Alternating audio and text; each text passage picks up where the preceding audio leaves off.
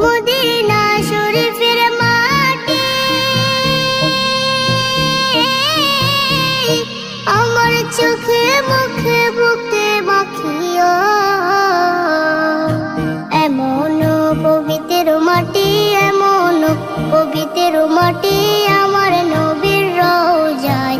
তোমরা যদি যাও গো মদিনায়, তোমরা যদি যাও গো মদিনায়। ইয়া রাসূলুল্লাহ, ইয়া হাবিবাল্লাহ, ইয়া রাসূলুল্লাহ, ইয়া হাবিবাল্লাহ।